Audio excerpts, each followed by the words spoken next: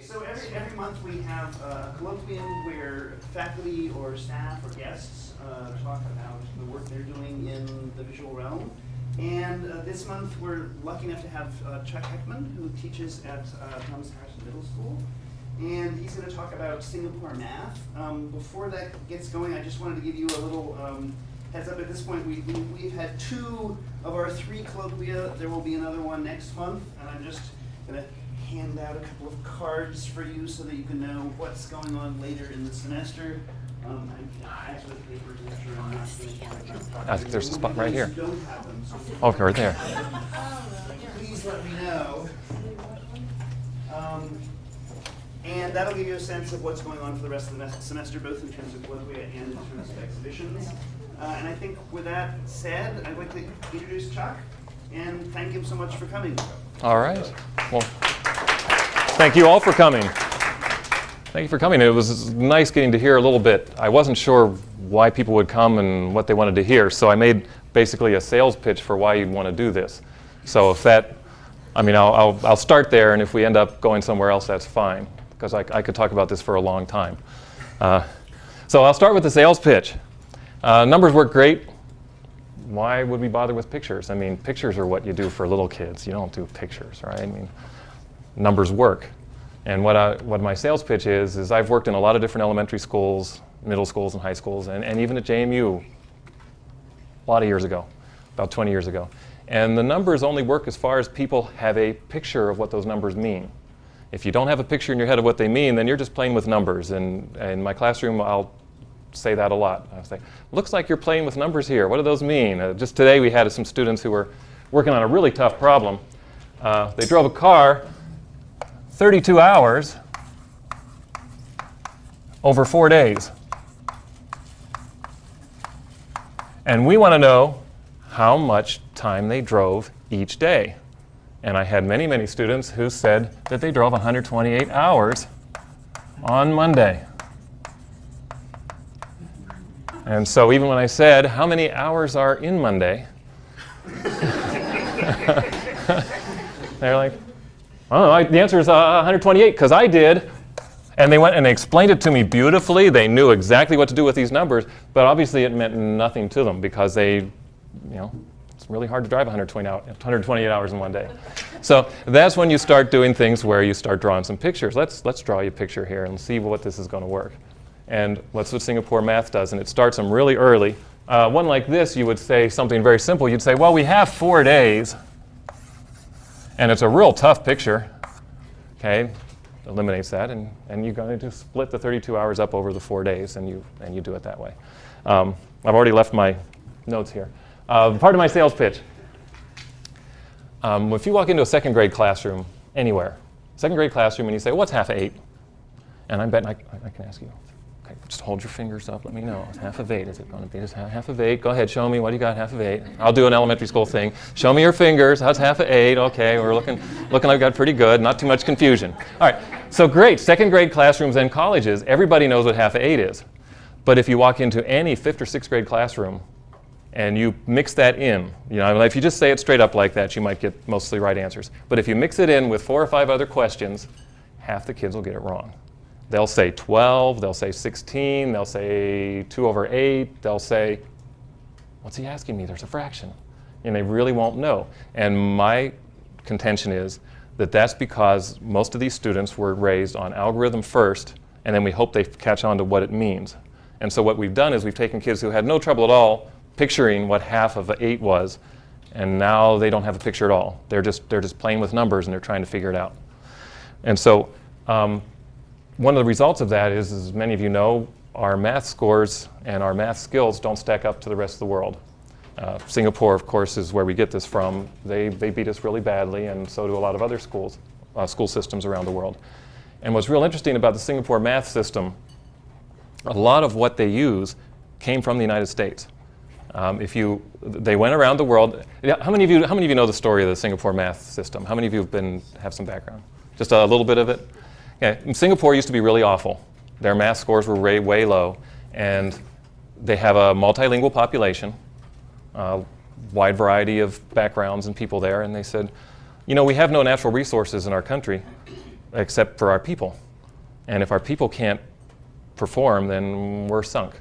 And so they sent people all around the world, and they picked up the best of whatever they found anywhere, anything that had been proven to work well. And a lot of it was from the United States. If some of you know the name van der Waal, or some of you know some of the You Math Their Way, I see some people shaking their heads. They picked up a lot of that stuff that's been used in the United States for decades, but it's only been used in small pockets. It hasn't been used as a whole system, whole countrywide process. And they took it and they turned it into a process for their school system. And in just a few years, they went from way down at the bottom of the international list to way up at the top. And it's based, especially at the younger grades, really heavily on drawing pictures. And so just so you have an idea of what they're talking about, I am an middle school teacher. So we have handouts, and this little packet shows how it's introduced. It says using bar models, and they start addition and subtraction. They start the kids like this. Really, really simple stuff. And what I like about it is that even in 5th grade, our students really have trouble with more than, you have 5 more than she does. She has 6. What do you have? You know, well, I get all kinds of answers there because there's all kinds of things you can do with a 5 and a 6. And if you don't know what's going on, if you don't know what's going on, you can end up with a lot of different answers. Give you a quick idea before I hand that out.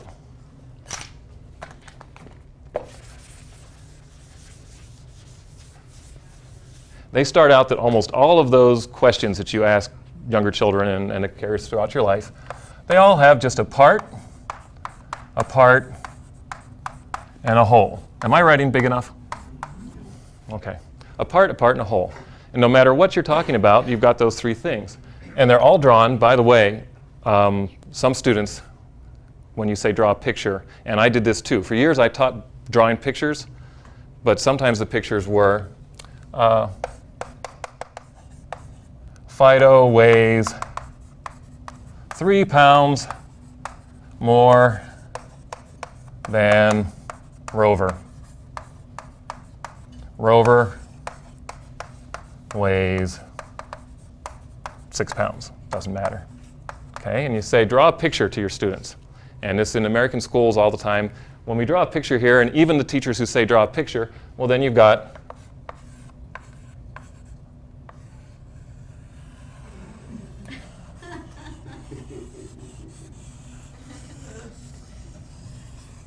okay, that's Fido. And then you've got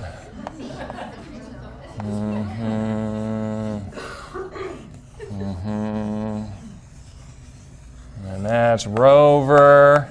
And what was the question again? I got my picture now. Yeah, one weighs more, and then they go back and they do whatever they want to with those numbers. You see 2 numbers, you just either stick them together or take them apart, and it doesn't matter. Okay? What Singapore math does, which is nice, is they take the art out, so there's no art anxiety. But if you really like pictures, I'm sorry, but can everybody here draw a rectangle? Go ahead with your finger. Can you draw a rectangle? Okay, good. Can you draw a bigger rectangle? You now have all the art skills you need to be a success at Singapore math. Because now we know we can do this. Here's Fido, and it says that Fido weighs more than Rover. Okay, so before you, and I will actually teach my students, I'll give them problems with no numbers. We'll do like Math Pictionary, there's no numbers. You have to draw the picture first. It says Fido weighs more than Rover. So here's Fido's rectangle. Is Rover's rectangle going to be bigger or smaller? Okay, and it starts out that simple, which is really nice, because now you know Rover's got to have a smaller rectangle. And then it says Fido weighs 3 pounds more than Rover. What do we know? Well, Rover weighs 6 pounds. Oh, Fido weighs 3 more, so Fido must weigh 9. And I should have waited for my responses on that. Okay. So that's where we start, with real simple ones like that. Now that's a comparison. You can have the same question and say, Fido weighs 3 pounds, Rover weighs 6 pounds. Okay, now you've got a different problem. And you still have the same rectangles. You've got Fido as 6, and you've got Rover as 3.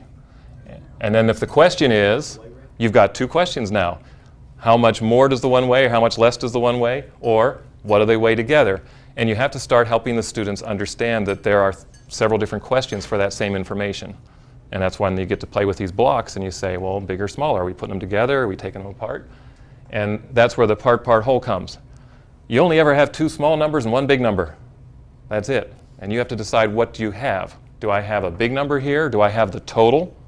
And I'm looking for one of the little pieces, in which case, of course, you subtract. Or do I have the 2 little pieces and I'm looking for the big number? Okay? So at the early level, at the early stage, it's that simple and you're putting that together. Am I okay on there? All right. Can I ask you to watch time, because I have to get them to the coup de grace. And don't let me... Not to worry. Just The coup de grace. Behind this screen, there's nothing up my sleeves. Behind this screen is when we take this very method and solve SAT problems with a simple method. But I need to have at least 3 or 4 minutes to do that. Not to worry. All right. All right. But you're all with me so far on this, okay? One of the things I like about it is by 5th grade, you're doing linear combinations. You can do linear combinations. The students don't know they're doing linear combinations, but they are. And you're doing 2 variables. You're doing 2 variables with elimination. And it's pretty exciting because the 5th graders have no idea. They're just drawing their blocks. And it builds to there. Do you guys really, if you want to see the 2nd grade introduction, it's here. Okay. If you want to see the 2nd grade, that's the 2nd grade introduction.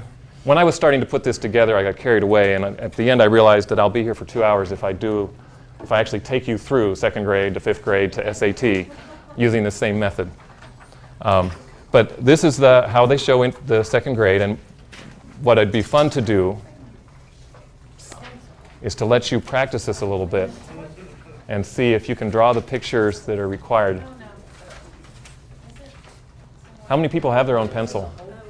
I don't know what's going on here. Oh, I'm sorry, there's 4. Thank you. There's 4 sheets. I'm sorry. There's 4 sheets. I didn't staple it.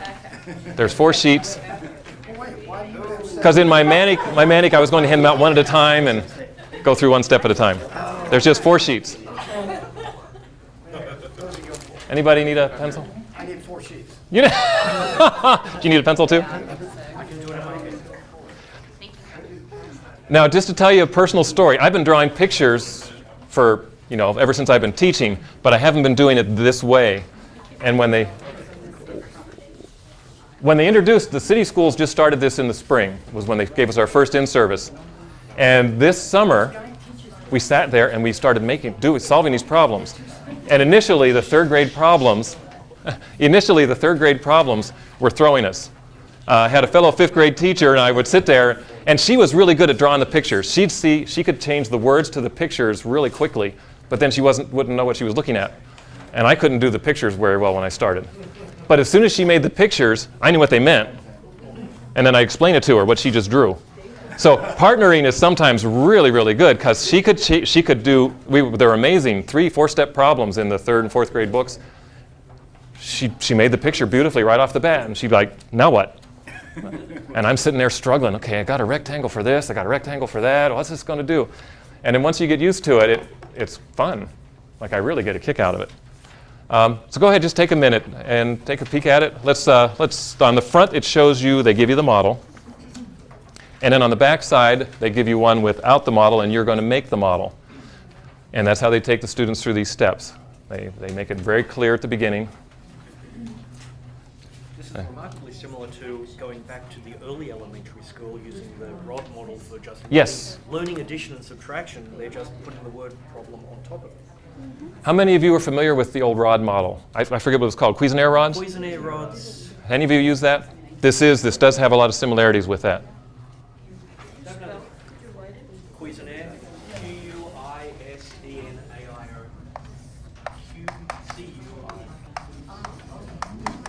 Something like that. Yeah, it's one of those French words. I don't use it very often. If you Google, they'll find it immediately.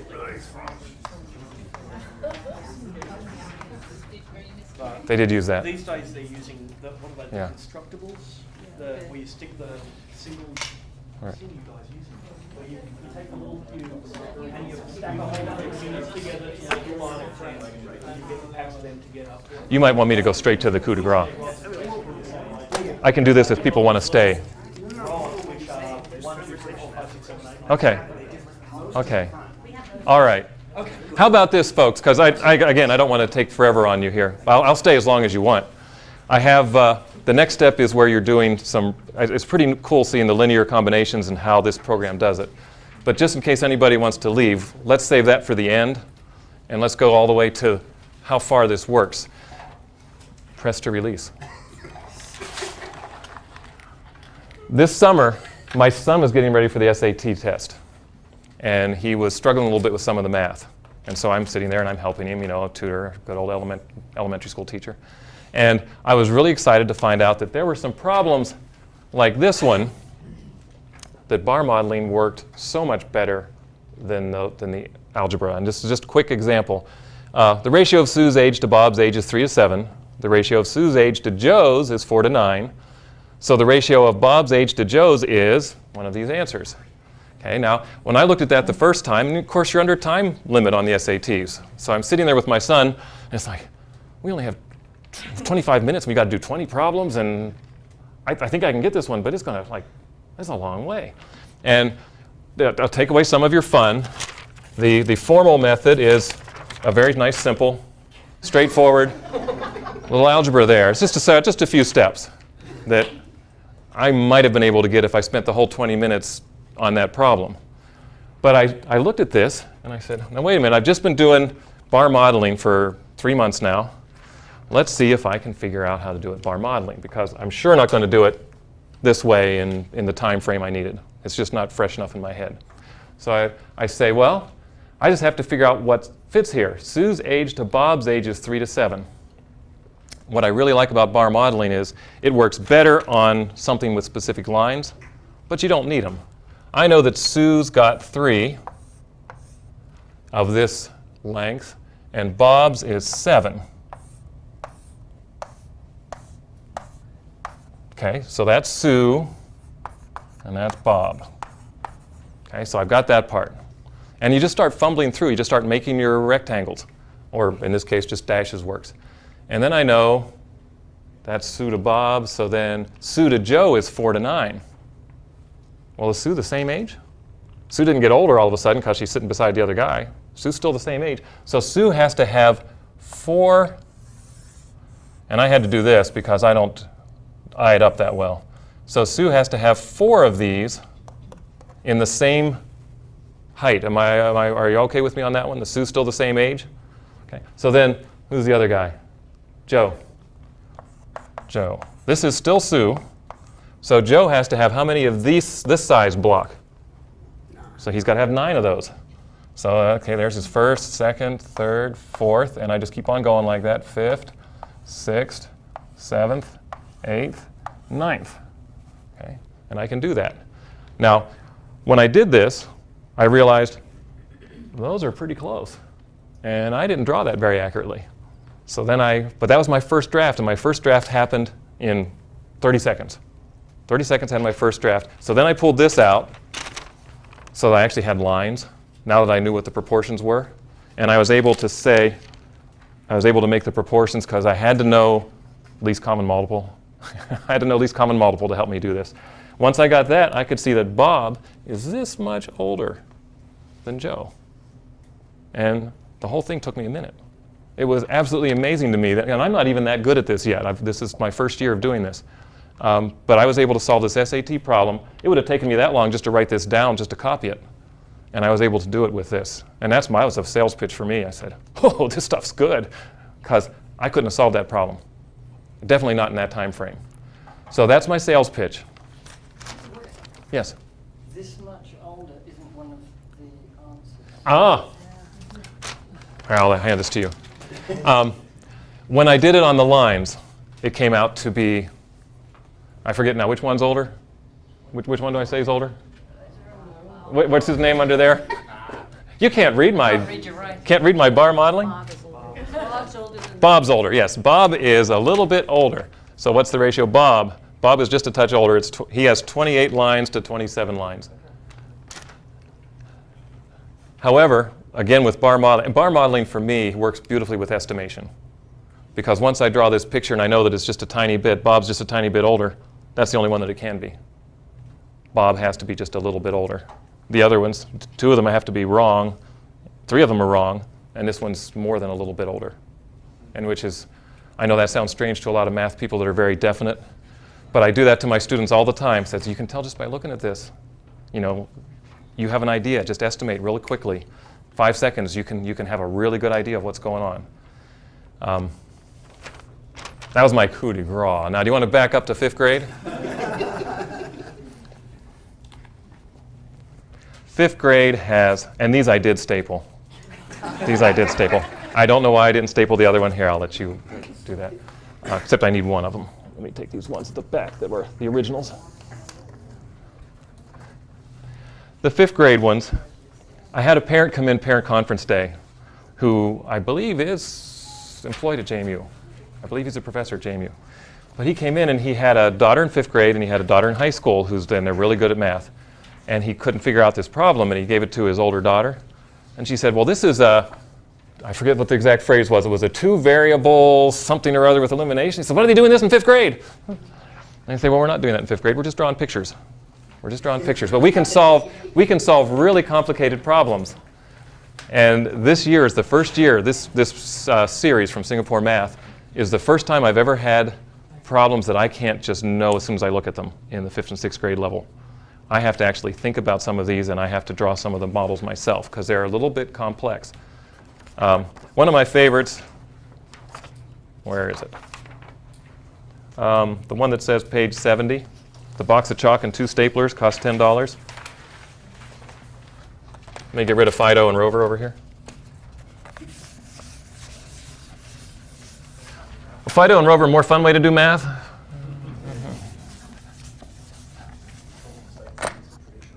The chalk and staplers, you've seen that? I like it. I like it. The first time people see that, especially our students, first time they see that, it looks totally unsolvable. And then, you start to look. You've got a box of chalk, and you've got 2 staplers, and that equals $10. And then you've got 3 boxes of chalk and 2 staplers. Now, if I set this up, this really isn't fair. Well, I'll set it up. We're short on time. I won't let you fight through it. If I set it up like this, you'll see it right away.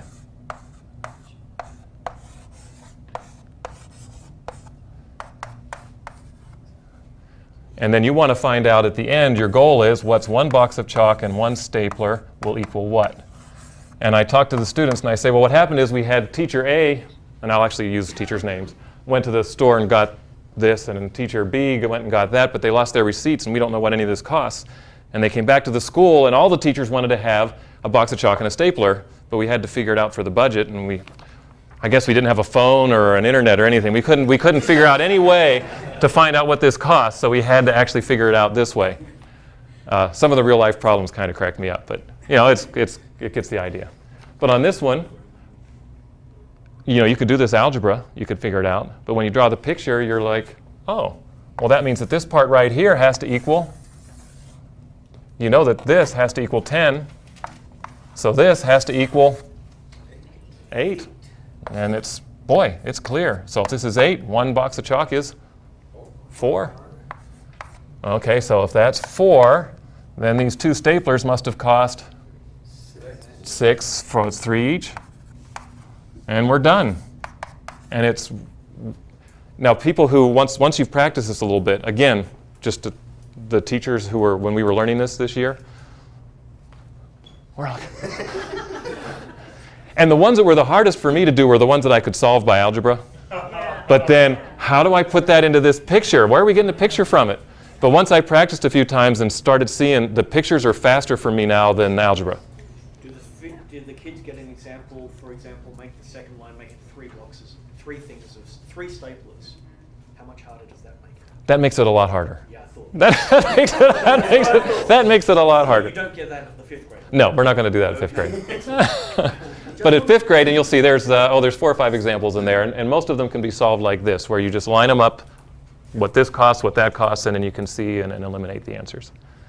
Any questions on that one so far? It's kind of fun, but I have to tell you this.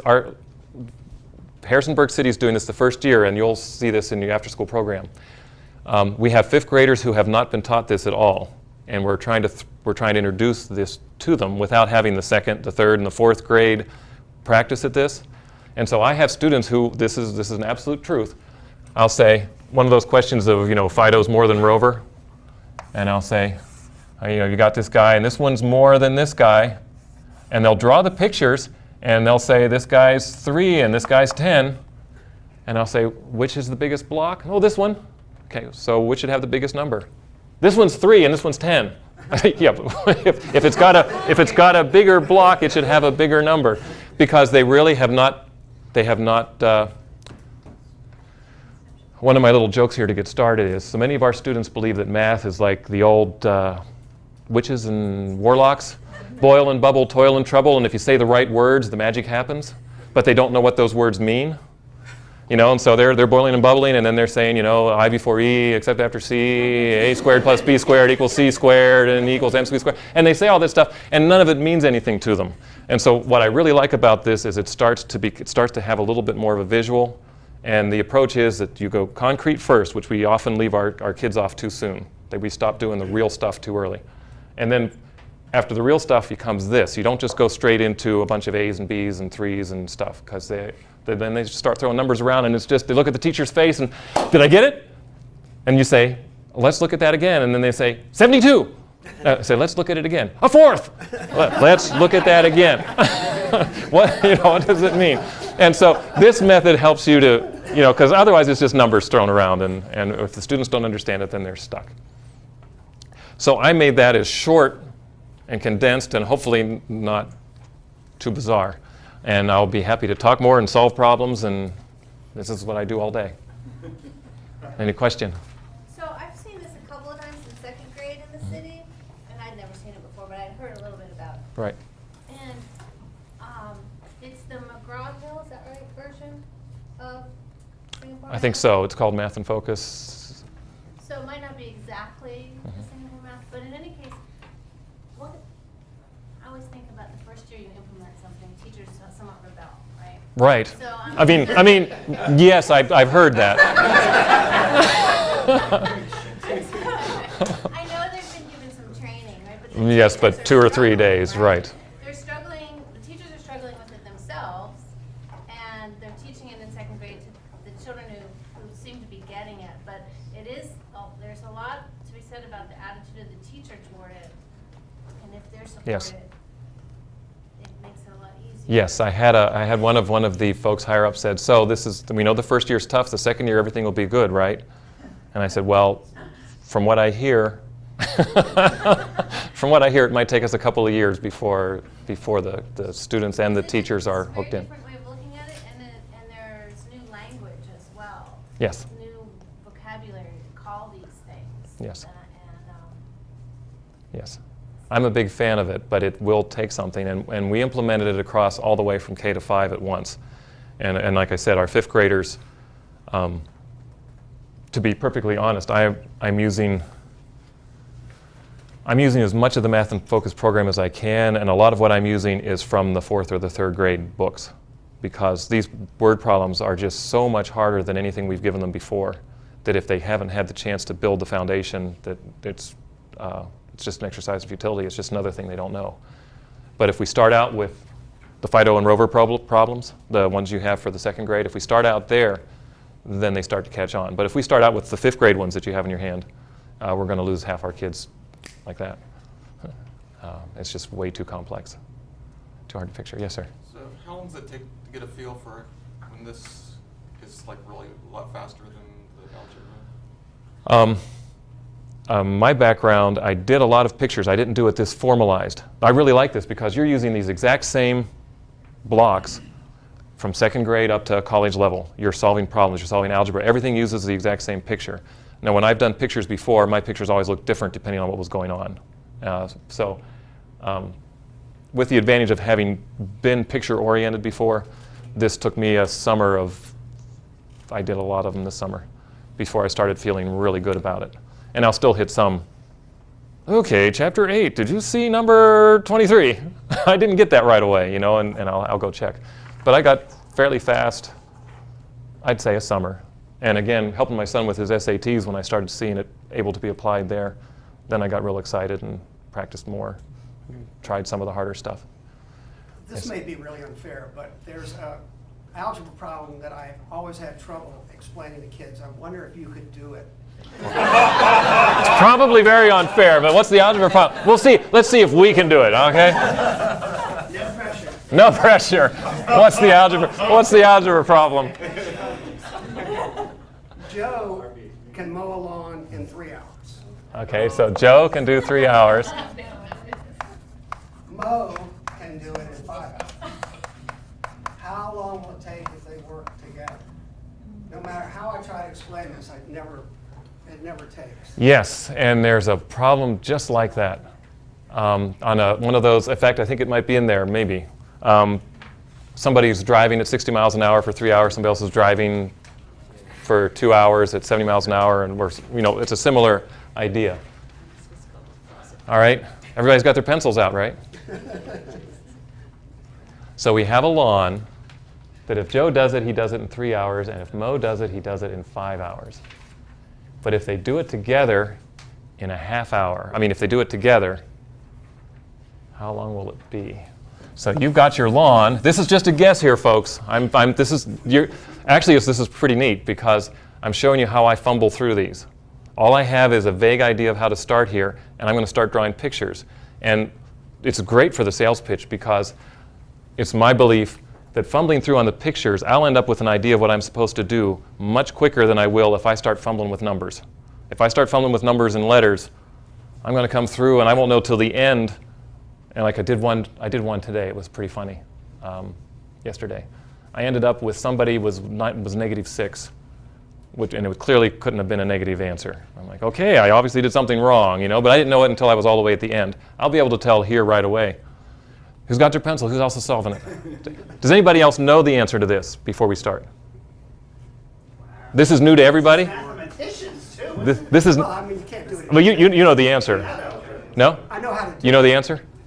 Okay, so hang on. Hang on. If you can guide me on the picture? Joe does it in 3 hours. And Mo could mow the same lawn in 5 hours. Okay. So there we are. So if they're going to mow it together, how long is it going to take them? Now that's my quick idea of what I'm going to start with to get a picture of what's happening here.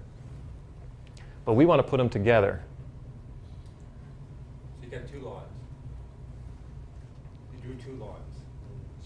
This is Yes, you have 2 lawns up there. right. And how many hours? How many hours? That's nice, but if I average that out, well, I'll go with that. That'll just come out to an average, right? Yeah, it's not. The average will be 4? It has to be turned into a rate. Has to be turned into a what? Rate problem.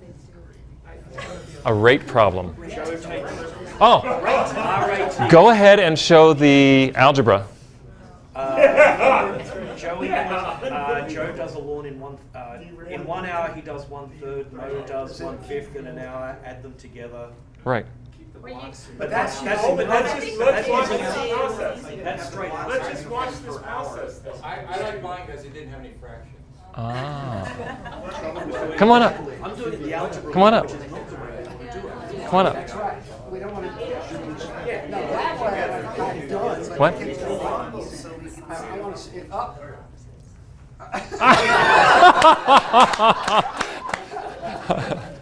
Well, tell me your name again. My name's Kyle. Let's give Kyle a round of applause. We actually do that in class. Somebody's willing to take a chance. You give them a round of applause before they take the chance. So I made each block worth an hour.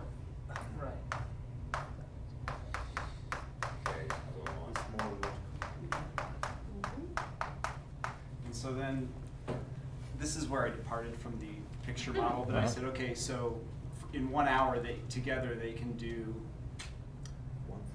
it's 8/15ths. And so to get for the one lawn, you take the reciprocal, I think. Yes. Yeah. And that's, but like I said, I started with the blocks, but Right. it's kind of like an artificial. I do that a lot too. I'll start with the blocks and then then once I see what's going on, then I can go to my numbers. So a student, one of our students who is going to have trouble with this step, then the question would be, how can we take these blocks to help them see the next step? But that's very nice. Thank you very much. So I don't know if this would help to get them started. Go ahead. So, no, you need to do the rest of it. With blocks. I mean, I'm still a second grader, right? Well, right. That's what I'm trying to. That's what I'm trying to see. I'm asking for help. No, this is not second grade, this is SAT. This is SAT, but this is SAT. But we're talking. I'm stuck. We're talking SATs. Thank you. We're talking SATs for folks that aren't comfortable with doing the rest of this part with the fractions or the algebra part. How can the pictures do it for you? And I'm sure they can. I'm not going to say right off the top of my head. If you made a new lawn Mm-hmm. and you just started adding hours, so you took a Joe hour and you took a Mo hour, and you took a Joe hour and you took a Mo hour, you'd start to get some sense as to when you'd get a lawn, less than a full lawn, more than a full lawn. Right. That's really nice. That's really nice. You could draw. Right? Yes. Yeah, no, I'm actually hoping Chuck might do that. Exactly. He's already got it, right? You've already done Right, he's got- the 8/15ths as Right. they're together. The next hour, you reach 16/15s, which is bigger than 1, so you know it's a little. So it's a little less than 2 hours. SAT, that's probably all you need. It's probably it is. Actually, that's absolutely right. It's going to be a little smaller than 2 hours, which is a nice one. Nice way to put that. You guys are awesome. I still can't see it though. Okay. I can see the picture. Here's Joe. I can do the algebra, but I can't see If I had it, okay, it's a little bigger than a piece of chalk. Here's Joe, and here's Mo. Here's Joe, and this is a little smaller than Mo. This is only part of Mo. So in 2 hours, Joe would have done this, and Mo would have done this, and he would have had a chance to sit down before he was done with his. And that's where you get with it's a little smaller than 2. To go to the exact number, on this problem, you're either going to have to know, well, you're going to have to know the fractions because this is a fraction. I mean, it's going to be part of an hour. You could cheat. You could cheat. Make your don't do fractions. Use your grid paper and make Joe not a block of length 1. Make it a block. Basically, use 15s. Right. You go to And then you 15s. can say each hour is a certain amount. So Right. You get 5s and 3s. I think you got a question all the way across the way there. Yes, ma'am. So, of the various ways of approaching this, so far it seems to me that the 2 laws in 8 hours way of looking at it is the simplest. And like you had, and also seems to me like you have a perfect picture for it. Yeah, that's the problem. Yeah, but So, how do you get from that to Say it the again. answer? Right. 2 lawns in 8 hours, Yeah, that's not 1 lawn in 4 hours. right? So you have 2 lawns in 8 hours, and you'd like to have a rate that represents 1 lawn.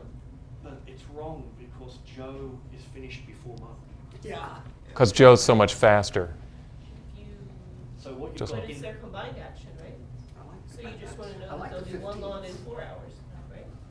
anything when there's fraction, make it a common denominator. Right. Geometrically is always easiest. Right. Once you get the common denominator. And what we're talking about is if you can, especially for kids who don't visualize fractions yet, which a lot of our kids don't, to be able to help them picture the size of the blocks, so they can have a relative. This block's bigger than that block. Put them together. What do we get? So I don't know. That's a hybrid. I don't know if we can get to that. We can get to the smaller than 2 straight up with this. To Well, get to I that, think his idea of making it 15ths. 15 blocks, but Right. that means you have to know that the common denominator between 3 and 5 is 15. No, Right. no, just multiply them together and ignore common denominator. Don't ignore, if it was 4 and 6, you'd try and say, well, common denominator. Don't do that, just multiply them together. Do it the easy way. So if you want to give them that as a starter, 15 blocks would do. Mo is 3 hours, Yeah. 5 hours, 8. Thank you for coming. Divide them together. It's nice to see you. Yeah, Yes, ma'am. So divide it up. Divide your I can law know into it's going to be 15 less than pieces. 3 hours. Folks, Right, you know it's gonna be less. Yeah. On one spot. Oh yeah, we're We well. have like 19 problem groups now, solving the issue in 19 ways, and maybe we can work on getting one elegant solution. Well, one of the neat things. Thank you for bringing it up. But one of the neat things in the classroom when we're working with this is that we're doing a lot of is once you set up a problem like this, we do split people up into groups, And for instance, I have 4 groups in each of my classrooms, and I have, of course, the captain, and there's a treasurer because we pay and we do all kinds of stuff. But and a record keeper, and you know how that stuff works. If you've ever dealt with cooperative learning, but then each of the groups has to come up with their own. And what's fun is that different groups will come up with different ways to solve the problem, and then you can compare. And of course, if some groups don't come up with a way at all, then they have to tack on to somebody. Yes, sir. It strikes me. It really depends exactly how accurately, the circumstances of trying to find the answer. Are you time constrained? Do you need the answer exactly? Well, have you got a right. So I'm curious as to know where the algebra is left after this approach. Students obviously must still learn the algebra at some point. Thank you for bringing that up. We'll leave this behind for just a quick second. When you go through this process, what's really nice is the kids are doing that linear equations without knowing they're doing linear equations, and it just flows right into algebra. You've got I got rid of it. Instead of the staplers, you've got A. Instead of the chalk, you've got B. And you've got 2A plus B equals 18. And you've got the other equation. It just fits right in there. It's very familiar. At least that's the theory. We haven't done it yet in Harrisonburg, so I haven't seen the actual kids do it. But the theory is, as kids go through this program, they're doing actual algebra thinking in 4th and 5th grade already. And so then when you change the chalk to variables, and we are showing them variables this year, but when you change it to variables, then it's just the same thing as what we've done. For this one, I mean, to really get it more accurately, you just have to subdivide those 1/3 and 1/5 blocks into smaller and smaller. Into 15ths, right. Adding them up to get something as close to 2 hours or whatever it was as possible. Right. But before I get there, I've gone to the algebra a long time. We have, yeah. Yeah, I mean, and at some point, a student on an SAT would probably, well, if they didn't have that, if you have a list of answers that you're trying to figure out which is better. Right, and that's a huge part. For instance, on this one, again, this would have taken me a long time to do the formal algebra, and this took me. It was amazing how fast I knew which one had to be the right answer. Quick question. Yeah. So is it fair to say, because I have that same question about different languages, right? Visual language versus the language of numbers and letters. Right. And is it fair to say that the idea here is that you start with the visual learning and then later switch the visual learning into letters and numbers, and then you understand what the letters and numbers actually mean in an intuitive way, and it's not. He gets a high five on that one. Because until then, students are just trying to memorize things. They're trying to memorize what the teacher tells them, and sometimes the teacher pats them on the back, and sometimes they don't, and the answers mean nothing to them. And so without having meaning from it, then all the other stuff, you can do that. I'll give you one quick example of what I mean by that. Way back in a previous lifetime, I was trying to teach long division, and I was helping the regular classroom teacher. And there was a student who could do long division two-digit, and 3-digit by 2-digit, did it beautifully. And I had him in my after-school program, and I said, here we've got 15 cookies, and there's 5 of us. What's everybody get? Well, I don't know. I said, well, we'll just divide it. Really? Like he could do the steps. He had memorized the steps. He was very good at memorizing. He could memorize, and in fact, one time there was a word problem, and he's working away, and I said, you know how to do this. I've seen you do it. He goes, oh, well, she didn't tell us to do long division on this. Like, he could do it if she told him, but he didn't know when to do it, he didn't know why to do it, he didn't know what it meant. And that's what this program is really designed to help change. So kids know why they're doing what they're doing. Well, it strikes me when you wrote those 2 blocks, the 10 size block and the 3 size block, to explain that to a grade 2 in terms of proportionality and stuff, I mean, it's something they just kind of do and hopefully get intuitively. It'd be very hard to explain that this block, the ratio of sizes of the 2 blocks is to be the same as the ratio of the 2 numbers, isn't it? I mean, we're just saying the big block should have the bigger number, the small block should have the smaller number. Right. The program starts at the younger ages. You would actually have 10 items, and you're going to have 3. You have your 10 items, and the other person has this, and you would actually start out with actual items, and you'd say, well, this person has more, how much more, and you're getting that visual. And it goes from there to the block. That's the second, then that's the next step. We start having them able to do this. It's a lot quicker, but they can still picture that this is bigger than that one, and they know that this 10 is bigger than that 3, how much bigger, and they do this little squiggly thing, and yeah. Just visualization. Right. Since you're working with kids, I mean, they're learning to do this, and Brad, I like David's question about language, because as a communication person, right, I sometimes will go to math as an analogy to talk about rules and laws and Right. social norms, right? Right.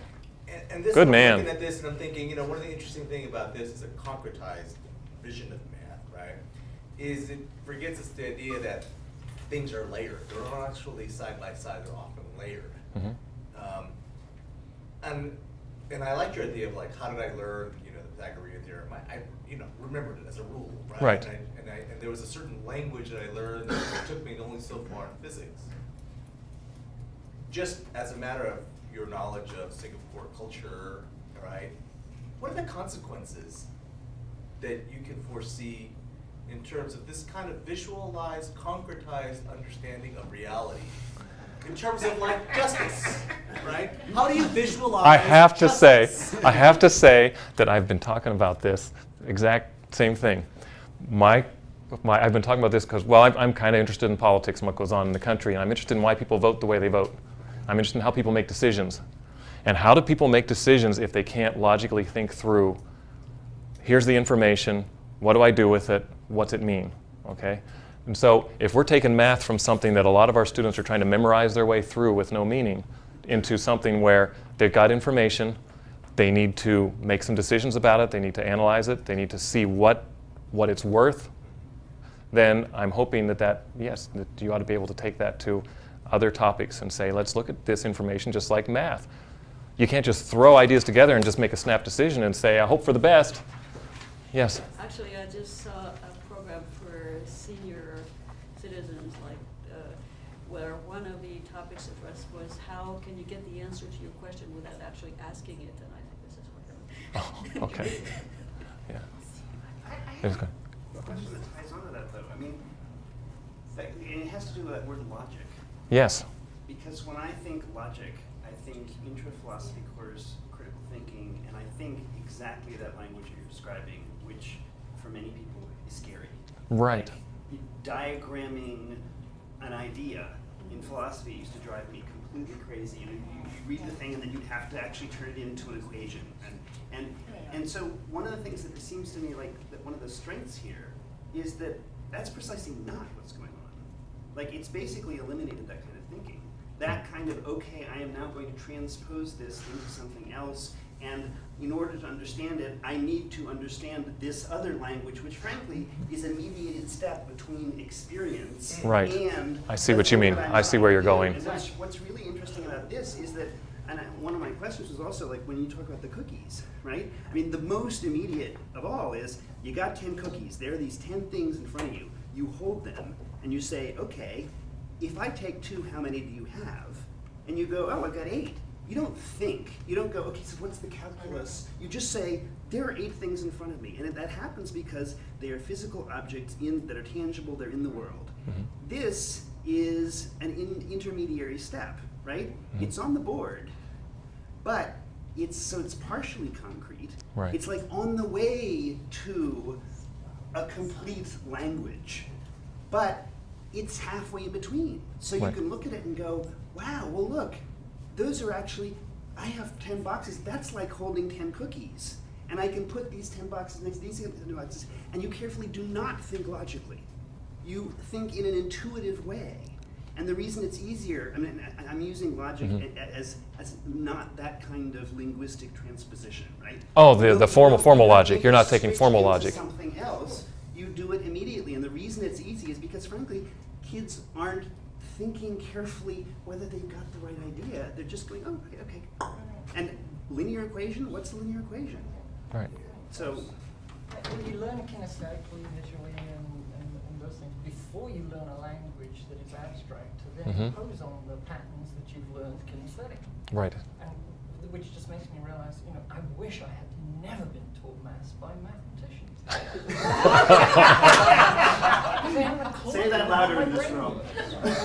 The kids who succeed the way we've been teaching math with the algorithms are kids who already have the picture of how things work, and so then they're ready for the abstract. All of our students who, if you don't grow up playing games with dice, if you don't grow up with strategy games and doing any of that kind of stuff, if you don't grow up helping your parents with their money and you don't grow up telling time, when we throw them right into, I don't have any of them up here. We throw them right into this kind of stuff right away. Boy, it's just gobbledygook, and they can't go back to reality because they haven't had enough experience manipulating real stuff.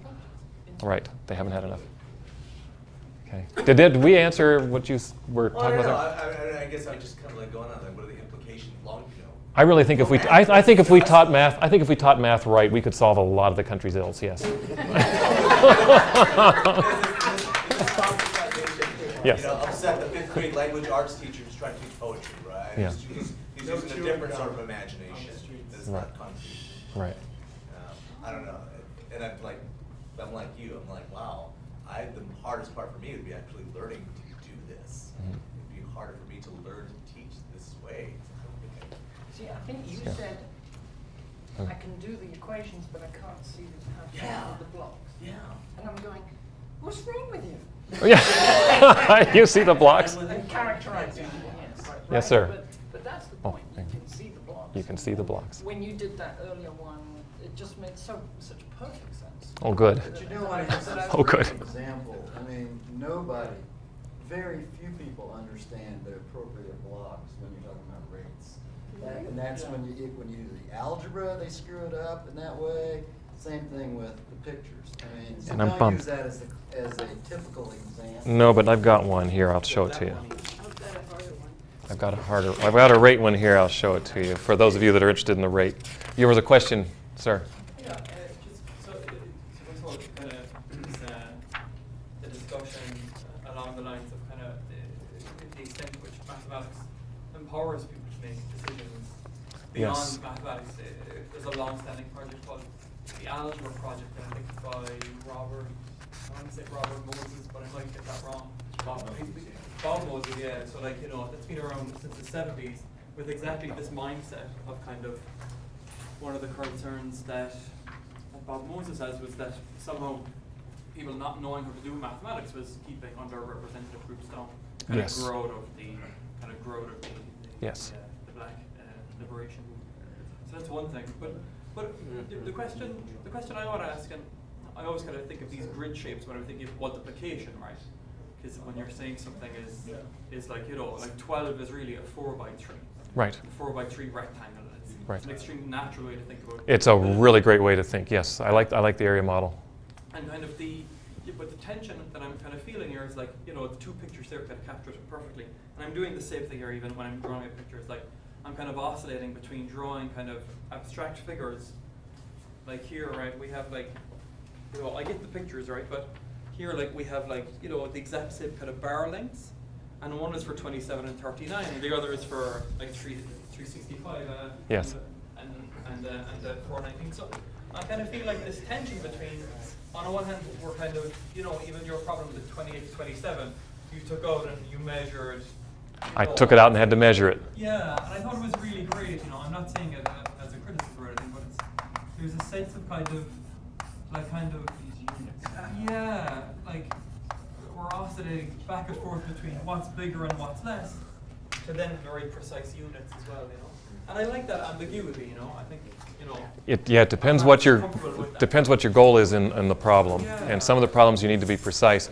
By the way, some of you, if you're enjoying this, there's a website called thinkingblocks.com, which when you were talking about the different sizes of the blocks, it sets it up really nicely. They give you problems all the way from simple addition, subtraction, all through ratios and algebra for a lot of fractions, and they set up the problems for you, and you move the blocks up. It's very colorful. It's very colorful, and they start out, this is only slightly addressing what you're talking about, but they start out with all the blocks are just the same size and you're just organizing them, and then you get to resize them so that the proportions are more accurate.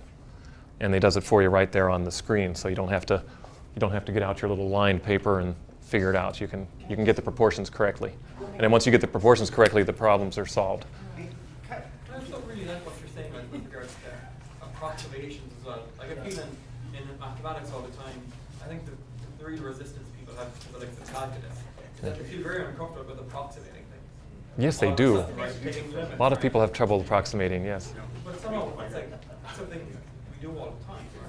Most of life is estimating. I'm going to slow down Okay, just go because we ahead. have about We 2 may minutes, know. and there were three people who have been patiently throwing their hands up. Thank you for so, emceeing. So sadly, Karen, and then Elizabeth, and then Roz, and then others who are interested, please, we'll be here. But We'll be here, since but yes. we have those 3 minutes. Yeah, and I'll keep this quick. I'm not a math person. I'm art education, so I come from the school side. You mentioned, it's kind of teacher buy-in, but you also have an issue with parents. Because I come in here today actually as a parent. I have a first grader in the city, and I've actually been presented with a worksheet. I've signed that paper saying I promise to help my child with their homework. I'm looking at the first grade worksheet, and interestingly enough, as a person with a doctorate saying, I know what the answer is supposed to be, but I do not understand how this paper is trying to get me there, and how am I supposed to explain this to my child who's looking at me to help me with my homework. This will help a lot. For parent, and I'm not getting it's been the entire school year doing this. Easter's Right. had one little tiny, the cafeteria is busy with everything else, and we're going to explain one little thing, the math problem. How are we helping the parents who are supposed to be helping with the children to understand when we were never trained in this? Right, that's supposed to be part of the program, and I don't know exactly what's going on. We had one at Thomas Harrison too, where the parents came in and we did our circuit and showed them how this was supposed to work. This is the best if we can get people to do this, because it really walks you through it, and it walks you through a wide variety of problems. And I mean, this has helped a lot. Like I came today, so I can understand the math worksheet, and this helps a lot. But I think this is lacking in the community, and I'm sure I'm not the only parent. no, it is. It is. You're absolutely right. You're absolutely right. Yeah. Oh, one observation, you're talking about different languages, and it just occurred, I'm a drummer, and so in different time signatures, I'm sort of blocking 3s and 4s and 5s and 9s and things, and in my head, when I'm sort of playing different time signatures, sort of using that as a kind of a blocking mechanism so that I can see and feel a pulse in cross rhythms. Does that make sense to you? So it's sort of merging those music is languages at the same time. And the other question was, in order for me to sort of learn this stuff in the same way as you would want to, is that this thinking? Well, I just think it's the quickest and easiest. There's not a lot of explanation on it. It just puts you right into the problems, and it lets you fiddle with it, and you'll get it really fast. And it's kind of fun. Makes really pretty little sounds, those little fun video game things. But I can learn that. Yeah. Oh, good. All right, folks. Well, look, we don't want to take more of your time, but Chuck is here, obviously, so why don't we thank him for coming. Thanks so much.